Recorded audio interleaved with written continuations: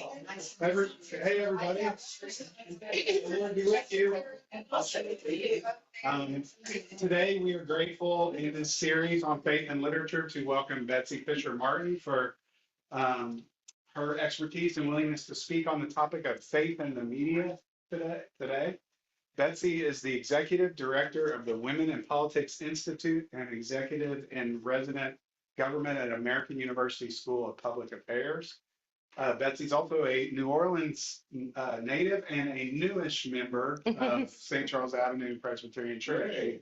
She joined this past summer. She will also be participating. We're glad to have her this week because she'll be participating later this week in the New Orleans Book Festival. I believe facilitating a conversation with Connie Chung on her career and also Bob Woodward on his book. So if you guys participate in the New Orleans Book Festival later this week, you'll see Betsy doing that as well.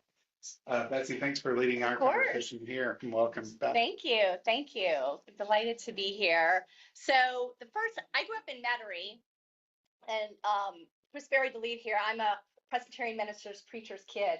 So my daddy was a minister when I was growing up at Kenner Presbyterian, and then was the director of the YMCA, and then left and became the minister at First Union in Luling, Louisiana.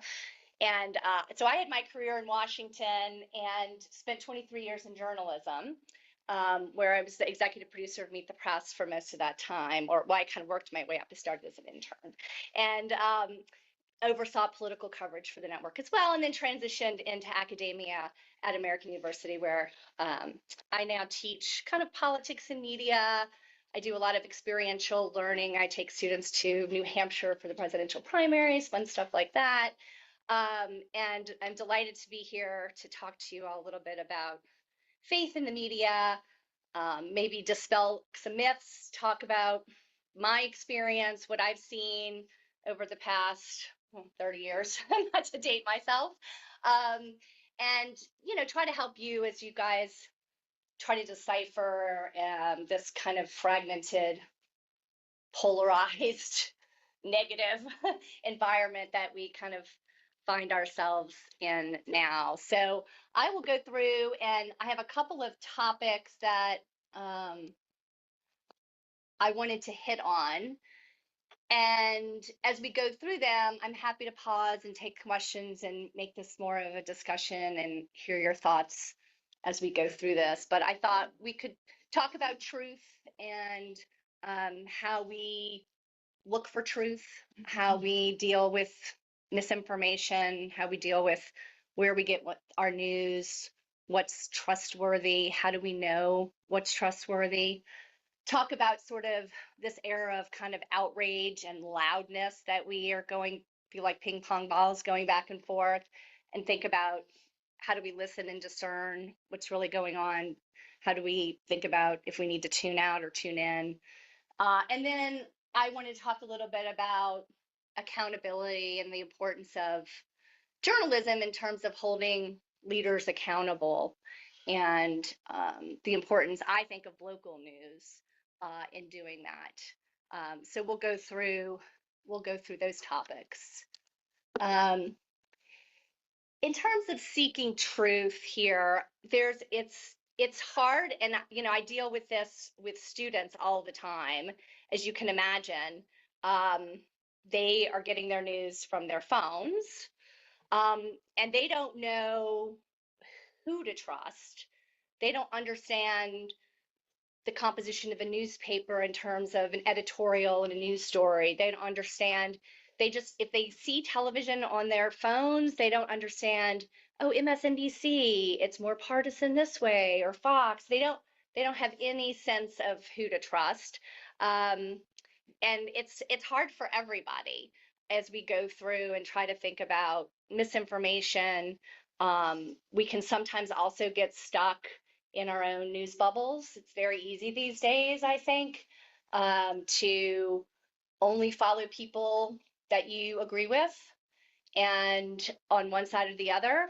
And I think our responsibility is really to kind of listen to different sides. I think it, just from an education point, helps us learn. And I'm talking about other sides, like if you think of the football field, I'm not talking about the 10-yard line on either side. I'm talking about like within the 35s, right? Like it's not necessarily you have to go extreme, but listening to other sides and getting out of this easily news bubble that we can sometimes find ourselves in. And it's natural. It's like a self-reinforcing uh, kind of habits that we have. And I know just with my experience on Meet the Press, which is the longest running television show in the world.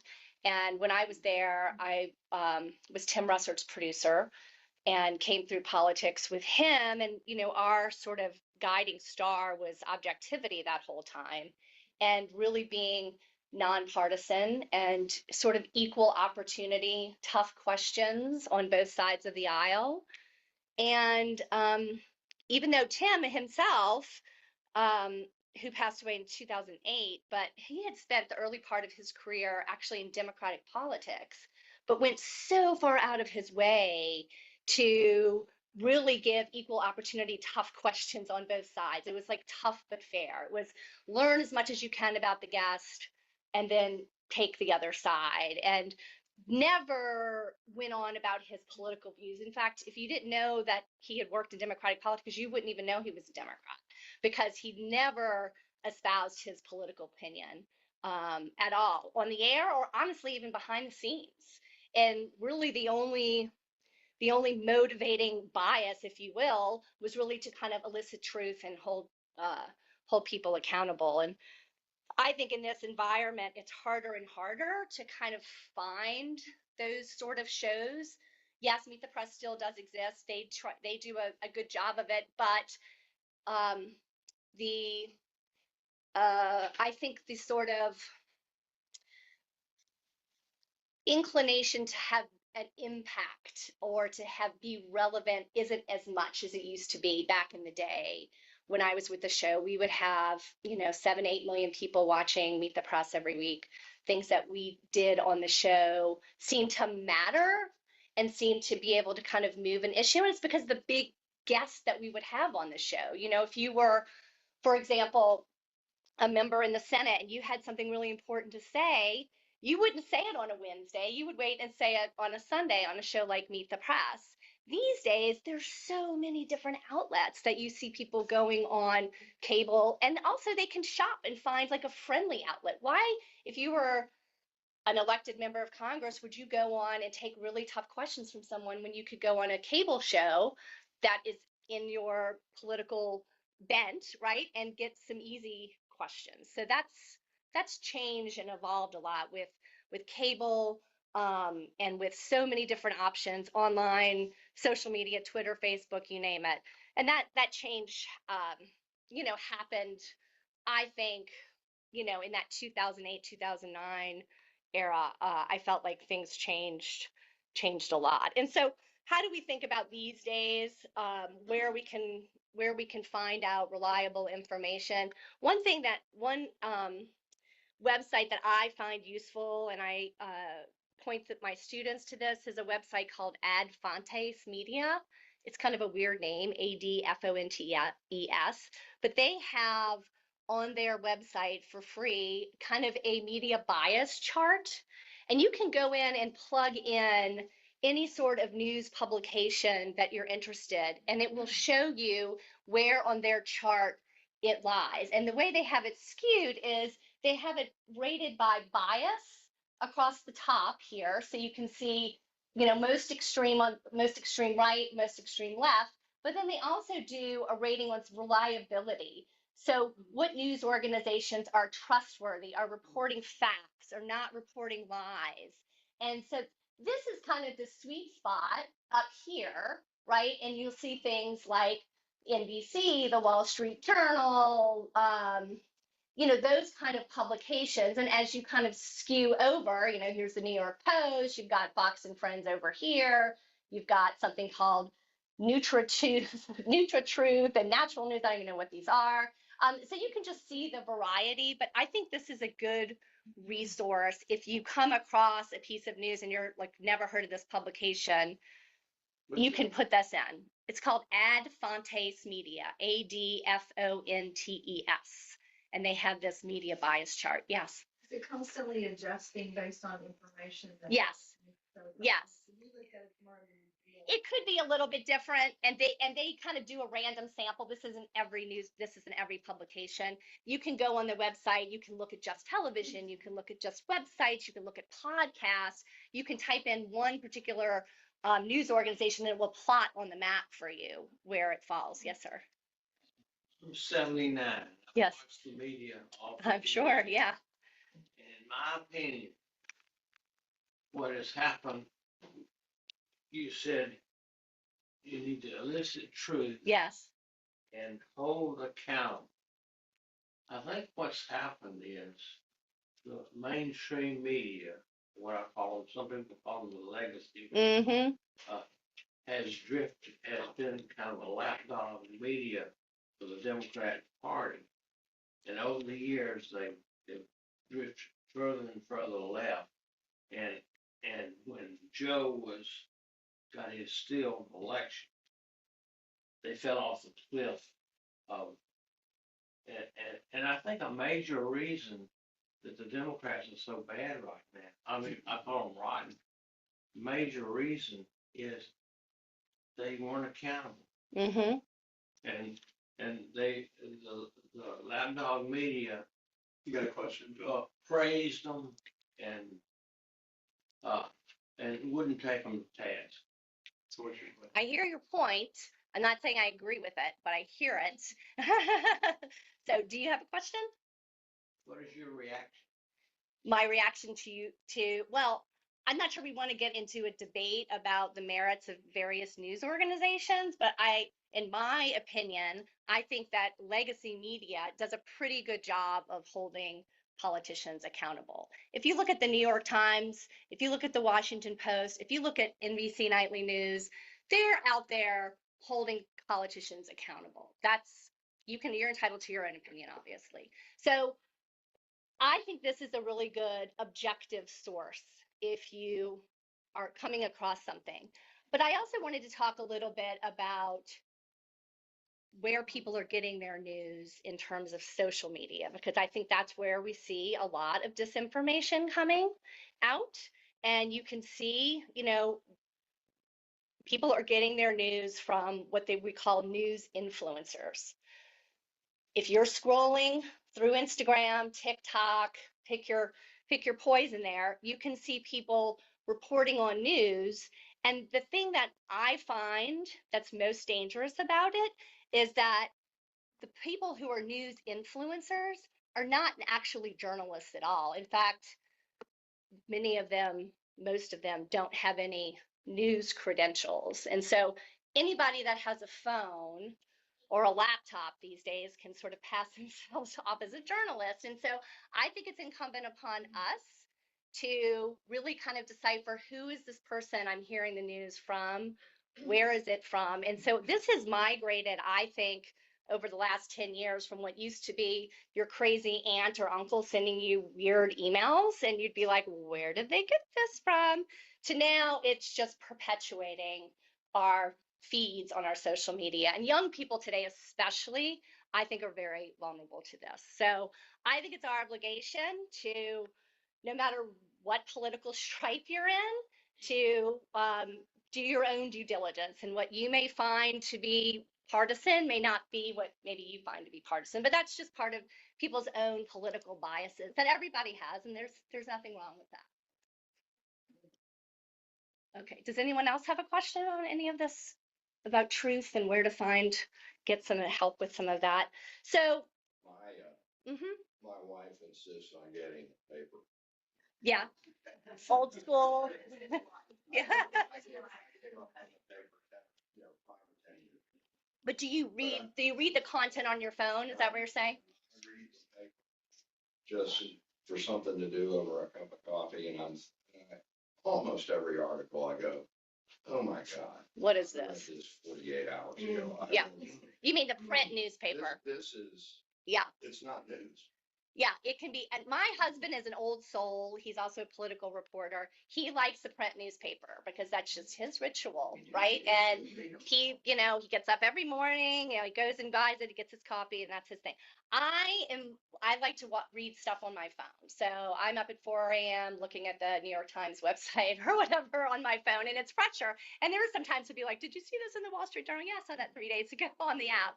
But yeah, people, have their own sort of news habits that they live in. But I wanted to take a minute to talk a little bit about what I think is this kind of reactionary news cycle that we can be in. And look, I do think it's called the news business for a reason. It's a business.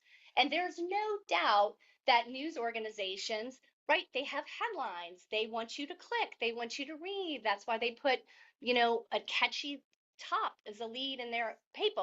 You have to be able, you have to have readers, you have to have viewers in order to be viable. And we can talk maybe at the end a little bit about nonprofit newsrooms and what they do. But there is this sort of, loud, you know, we're going off a cliff kind of headlines that we see.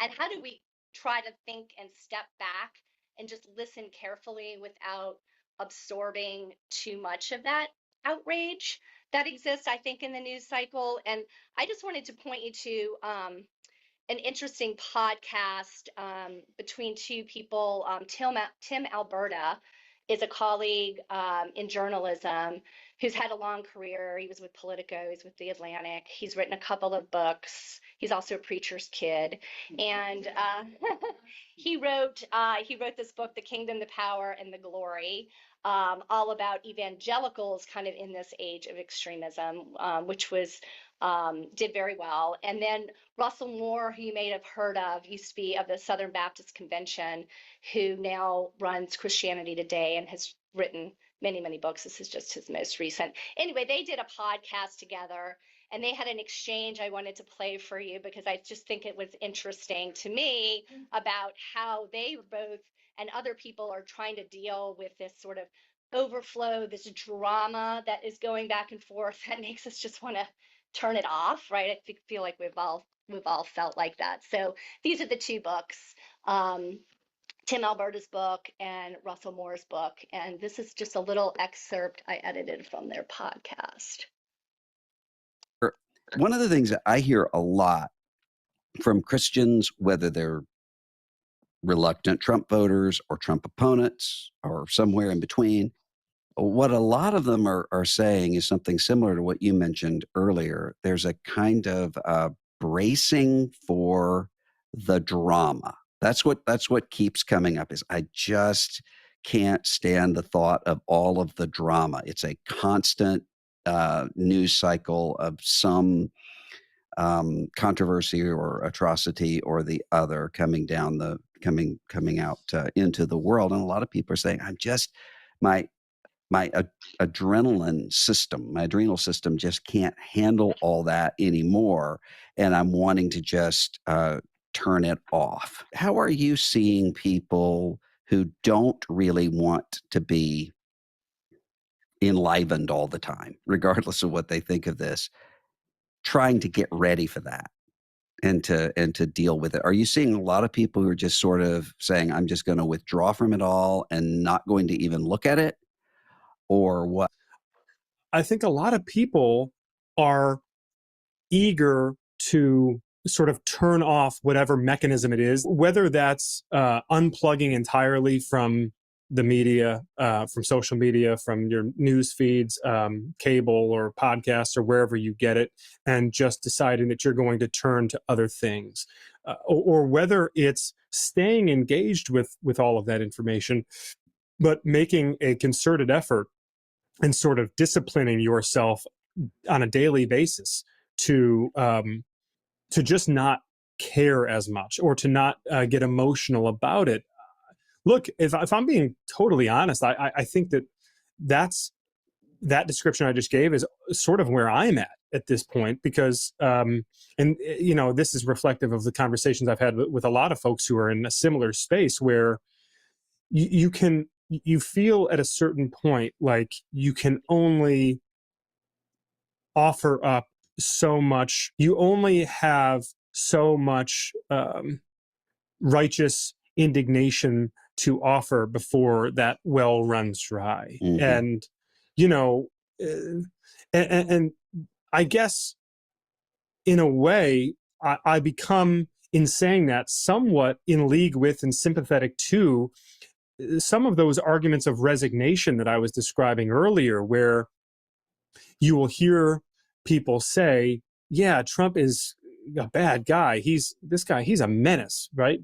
But man, I feel like more and more all politicians are that way. And isn't this whole thing broken? Isn't he just a symptom of this corrupt establishment that has sort of taken over both parties?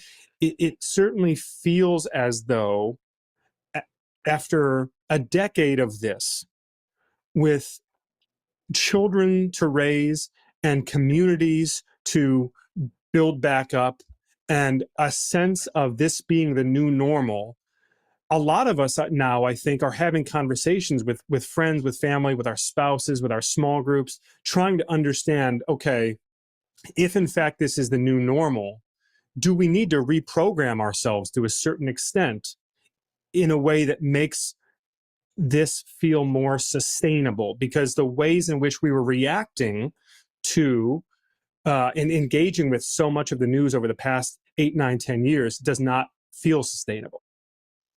Somebody else feel like that?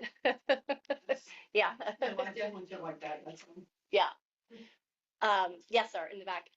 Do you have commentators on stations that you think offer, I want to say, moderate or not on the extremes? Yeah. That you recommend? Like, I'm thinking David Muir. Yeah. Or Tapper. Yes. McCullum or Brett Baer on both sides. I think by and large, network television news is still very much in the middle. And I think the problem that you find in both cable networks, yes, there are people like Jake on CNN, Brett on Fox, I agree, does a good job. But they're in their fiefdom of partisan cable. And that's the role that they are playing. So they're always going to have a bent on one side or the other.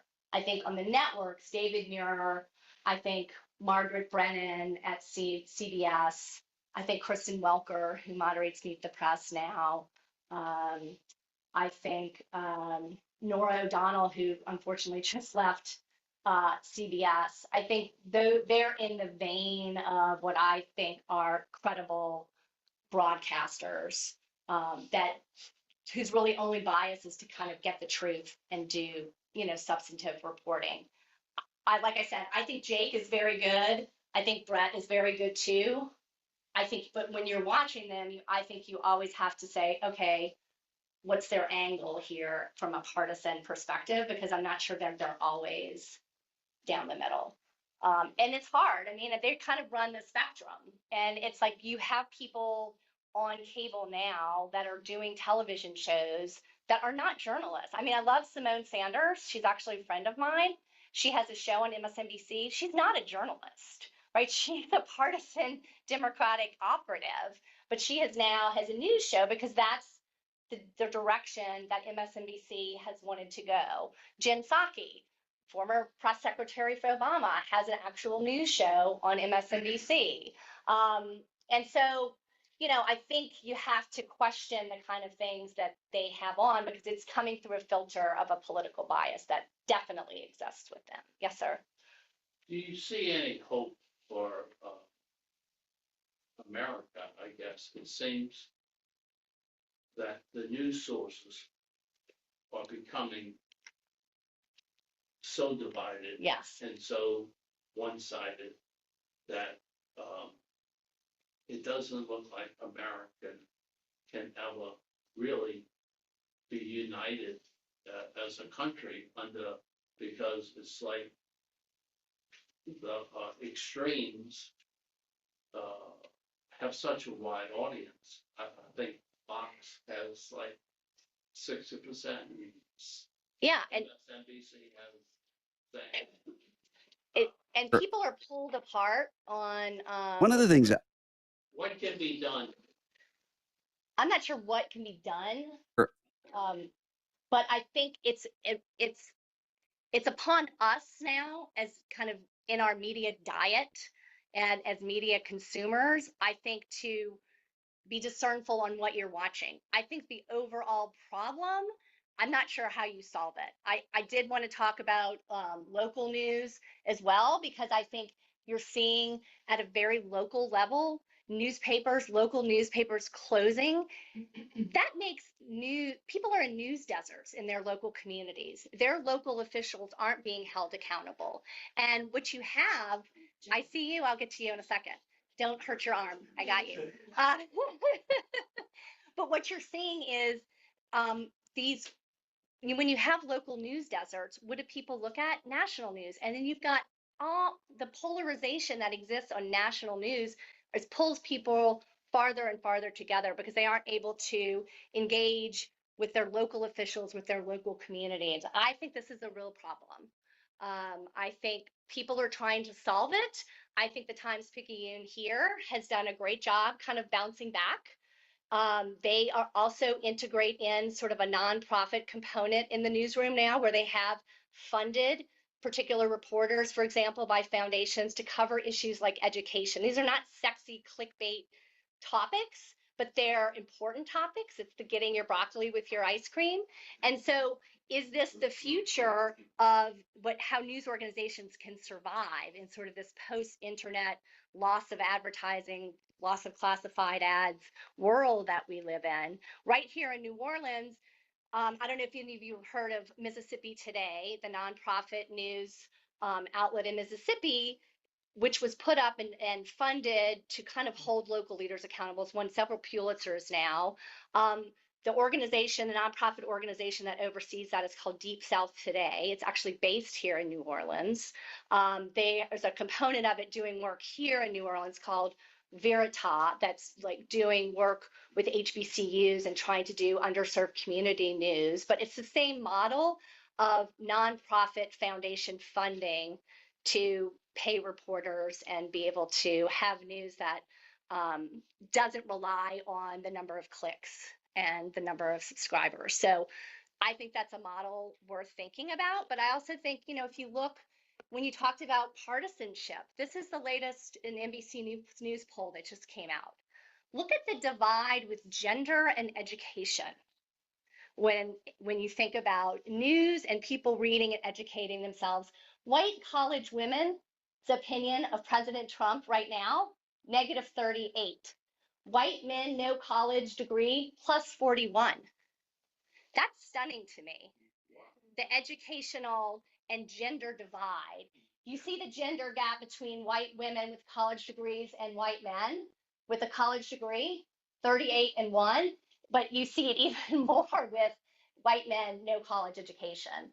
And so this is, when you talk about communities divided, this is what's going on right now. Yes, you may, quickly, because what time do we get ejected here? Okay, great. These are not ordinary. No, they're not. Agree on something. Yes. We might agree on more than that. You never know. Who else? Share some of the. Yeah, I can share this whole deck. Yeah, I'll share. I can do a PDF of the whole deck, and I'll send it to Chris, and you can blast it out. But this is the environment that we're living in right now. It looks like Zelensky and Trump are the most polar. Well, no, I guess Elon Musk might be. You got Musk. You talk about the Democratic Party. Nobody's liking that either. That's not doing really well. You say either. Well, look at the Republican Party with white college educated women. But we're definitely in a divided time right now, and the polarization, I think, that exists in the media, the lack of local news, the scrolling on the phones, the unreliable information that people are getting, just perpetuates it all. So I just wanted to end on just as a short little clip from that same podcast that talks about cynicism and sort of trying to end on an optimistic note here. So let me just, this is just a very quick, right? You're a journalist. You're also a Christian.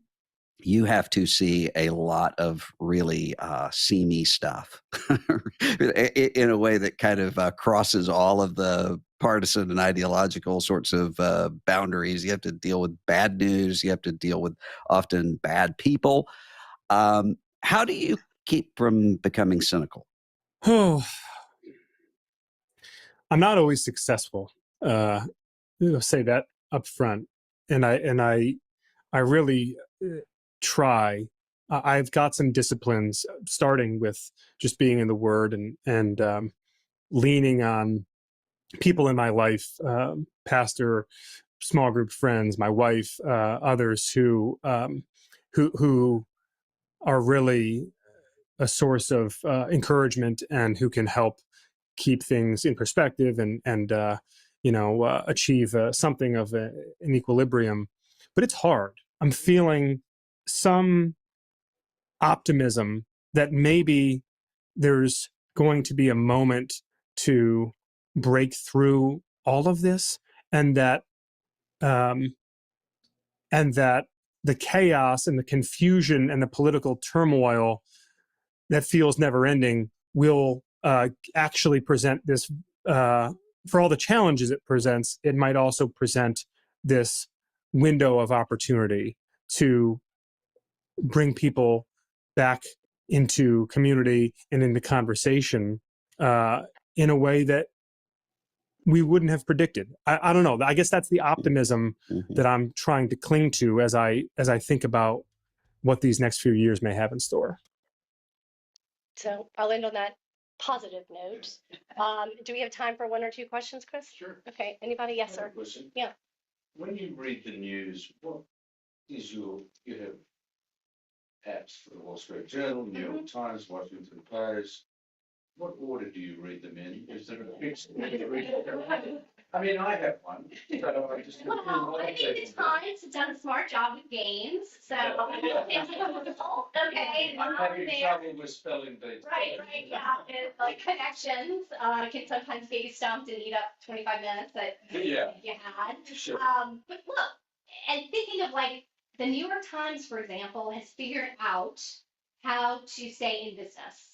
Right. How to fund a reporter to cover something in Ethiopia and cover something in Kansas while also reporting headlines, but by feeding you Wordle, right? And by feeding you like cooking, because they figured out the secret sauce in monetizing that business in order to fund the tough stuff, the stuff that's hard to fund. And so, yeah, so I do the New York Times. My husband is a columnist. He was a political reporter. He was the national political reporter for the New York Times for many years, and now has his own column at Politico. Jonathan Martin is his name. If you want to follow him, I trust him. He's a good egg. He's a good egg. So I read Politico. There's some crib sheets in Washington that compile the news. There's one that Politico does called Politico Playbook. It's kind of the Bible for anyone in politics in Washington. And it's a crib sheet of news that's happening from all different sources with links. So you can, and it's divided into topics. So you can read, the latest goings on in Congress and what's going on with the debt ceiling bill. And it'll have like the summary of 2 or 3 articles and a link. So that's an easy, quick way. It's called Politico Playbook. It's free to subscribe to. And so I like the Wall Street Journal. I have found myself now, if I have television on, I put on CNBC because I'm interested in business news and the economy. They report about politics, but they don't have any kind of bent to them. And I'm getting news, but I'm not getting outrage on one side or the other. So that's my TV cable of choice if I have TV on. But when I was at NBC, in my office, I would have 7 televisions in my office with all sorts of things. And it's a nice stage of life now that I don't have to absorb all of that. Yeah. The question that I have is about Walter Cronkite. Yeah. We all think of him as completely unbiased. Yeah. And that was like a beautiful age. Mm-hmm. Rusted up pretty Yeah. good, too. Yeah. But is that possible? I mean, I know you study Yeah. When you study this and you, like, was he really that involved, or, I mean, or did it just seem? I think we were in an era at that time where, and the downside of it was that, we had gatekeepers. We had three men running each of the news networks at each of the big three, ABC, CBS, and NBC, and they decided what you were going to learn in any given night. And, the producers leading those shows, again, white older men making these decisions, right, from New York, that lived in New York. And so there are obvious filter that went on there. And so I think that was especially true kind of in the Cronkite era, is that these days there's so much out there, which is good and bad. I mean, when I first started NBC, I would spend so much of my time when I was, working and doing research for Meet the Press, trying to find information. Like, I would find something in the Kansas City Star. You don't go to kansascitystar.com because it didn't exist. This is my Stone Age. And so I would, call the affiliate, can you fax the article? And trying to find information was really hard. Now, in this environment, it's all about, there's so much, how do you trust it? How do you distill it all? And so to me, that's why, like, that crib sheet I was saying that Politico does, they can kind of distill, and they don't have, it's not a snarky distillation either. It's just kind of there. And Politico does a version. I think NBC does a version of kind of these crib sheets, but it's a good way to kind of scroll through, and you don't have to, if you want to click and read more, you can, which is a good option. Have you tried AI to put together your own news feed? No, but I do on Twitter, for example. I curate people that I trust on Twitter, and you can set up a list on Twitter where you can go to your list and you just follow certain people on your list. So I go to the list of reporters that I trust, and I use that as my news feed, and I can see what they're reporting, our news organizations are reporting. You have time for one quick one? Yeah. I have a totally silly question. Yeah. I've written to our representatives and our senators from the state of Louisiana and here. I have a completely different point of view than they do. Yeah. I never get anything back. Really? Never. Do you do it by email? I do it by email. And On is there a Facebook. way to have some Feedback. Yeah, get their attention, because it seems like I'm. My guess is that just the incoming on email, like sorting through every bot that's out there. I mean, I'm sure it's hard for them, but like, how do they get their constituents? One I don't even know. Senator Cassidy, I didn't get it. Auto Well, but it's generic. Yeah, But the other two, Scalise and, you don't hear anything back. Yeah. My first job in Washington, I had an internship. I worked for Bob Livingston, a Republican. And it's an intern, and like my job was to go through the mail and like open all the constituent mail, and like there was like a big constituent services operation. But again, stuff is coming in in mail. I mean, I can't even imagine now the incoming on email. I don't know. Yeah. Well, except Yeah. recently, one of my friends. Oh, and that's better answers. Yeah. Everybody's Yeah. answering Scalise's office. Yeah. And I'm gonna say just keep at it. You might hit the right element. Yeah. I know you're in the news business or news adjacent. Yeah. Do you think how much is enough and how much is too much? Like kind of like the discussion here. Yeah. I think, it's, you gotta find a healthy diet, right? And you gotta just moderate. I find myself just sometimes just like not engaging and just for own mental health, like not reading the latest X, Y, or Z, and just dip in, dip out. I mean, I just feel like you gotta listen to yourself and kind of listen to your own head. And when you feel like you're overly stressed, maybe it's not the time to go to the news website. Yeah. Do you ever watch Fox on Newsmax? I'm not a big Newsmax fan, but I do watch Fox. Because they have video of the presidents except in cabinet, that sort of thing. So you see right from the horse's mouth. Yeah, C-SPAN is also great at that. C-SPAN, unfiltered. Yeah. I was curious, when you look at all the issues that are being talked about, Yeah. as often, ad nauseam, are there like two issues that we as citizens and Christians and that we really should be focusing on as these are important issues that we need to understand to move our society forward? gosh, that was tough. Um, Look, I mean, I think when you think about, I think there's this natural inclination among Americans to be like, only thing that happens here is important. Like, we're only gonna look at news domestically. I think it's important to kind of understand what else is happening in the world. Not that there's a particular issue there, but I think sometimes we can get sort of like, oh, we don't care. So I think it's important to do that. And then on the other component of that, again, back to local news, I think staying informed of what's happening in your local community, I think is really important as well. So I know there's no particular issues, but I just think just regionally trying to kind of not just read kind of the latest headlines or the latest tweet that's coming out of the White House, but try to think about, what else in different regions are going on, because at the end of the day, I think that impacts us as well. What's your go-to for an international news source? I like the Financial Times. Okay. I think they do a really good job. I think the New York Times as well does a lot of good international reporting too. But I think the FT. Betsy, thank you. Yeah, thank you.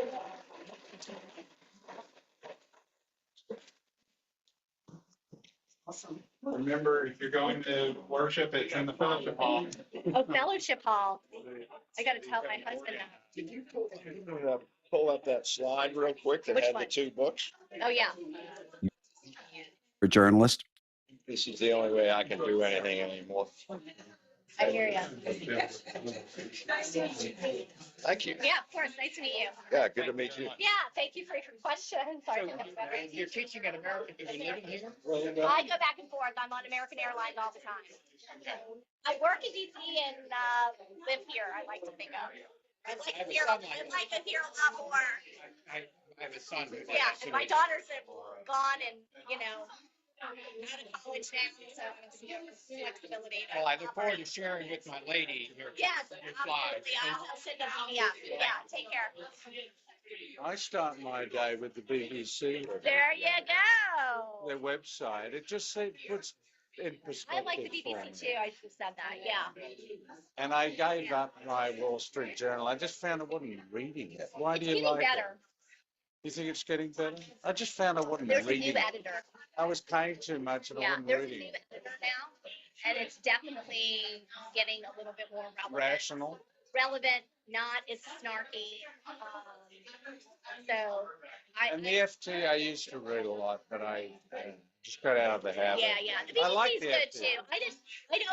I don't look at the BBC as much as I probably I should. start with it every day. Okay, I don't have the app, but I'll Then download because it. I'm Australian, Yeah, of then I course. go to the Australian equivalent, Okay, the yeah, ABC. ABC. Then yeah. I start And Washington. you got I have it. Yeah, you have your order. I love it. Well, I'm gonna hit the BBC. my Thanks wife for that. Harriet worked for a congressman. Her first Oh, really? job in Washington. Who did she work for? She worked for a representative from Mississippi. Who was it you worked for in Washington? I worked for Cindy Montgomery. Oh, yeah. Yeah. Yeah, something like that. Yeah, that was fun. It was fun to be on the hill. Yeah. And when I get a person on the phone, Yeah. that's so Yeah. I know. Oh, lady said, oh. I don't know how they handle the audio. I don't know. Especially with the, And then we online, used to the do bot. the letter. Yeah, and we do the auto pen. Remember that? Yeah. Really enjoyed you. Thank you Thank you so much. Yeah, thank you. That was great. Oh, good. I'm glad. We're going to put you on our calendar for the book fest. Oh, good. Yeah. Thanks for coming. I was gonna say, I love Tim Alberta. Yes. I listened to Yes. his podcast. He's a good guy. When his mother died. Oh, yeah. Yeah. And he went back home to the funeral. Yes. Because, yeah. Being a And journalist. yes, and he was also asked on, he's being interviewed. Yeah. Said something that wasn't complimentary. But I didn't know say it. And so, Oh, yeah, they don't and like when that. he went back home, they I know. Can you believe that? Yeah. Yeah. All right, well. Thanks, yeah, absolutely. It's nice to meet you. Oh, he's a great guy. He's amazing. Yeah. Take care. Yeah, nice to meet you. Thank you. I'm sorry. Nice to meet you. Great presentation. I'd love to do something with you on judicial independence Oh, and okay. freedom of the press. Oh, great. I serve on the Louisiana Fourth Circuit Court of Appeals. Wonderful. So I love of that. course, all of this has been It's right driving in your me wheelhouse. crazy. Yeah. Oh my gosh. Just the lack of knowledge of the public. I about hear the you. three branches. It's incredible. And now I mean, as you well know, I mean, we could be in for quite a crisis, I think. When you think about the judiciary and the executive and how Very that's much meshing so. up. Yeah. I heard you say you know Tanya Tatlow. Tanya, yeah. Tell her Sandra Jenkins. Sandra, say hello. okay. She's still in New York? She is. Yeah, she's Okay. doing good. She was down for Mardi Gras for a couple days, but she's Okay. good. Yeah, yeah. Nice to meet you. Let's stay in touch. Yeah, I'd love to do something. Yeah, of course. Robert. Nice to meet you, Nice to Robert. meet you. Thank you so much. Yeah, it was my pleasure. A lot of fun. Thank you guys for coming out. Yeah. You got everything? Yeah. So, Did you have a zip drive that, no, I just use y'all's. okay. So we're in fellowship hall. More Yeah, the working hours. ordinance here, part of it. Exciting. and It's, has.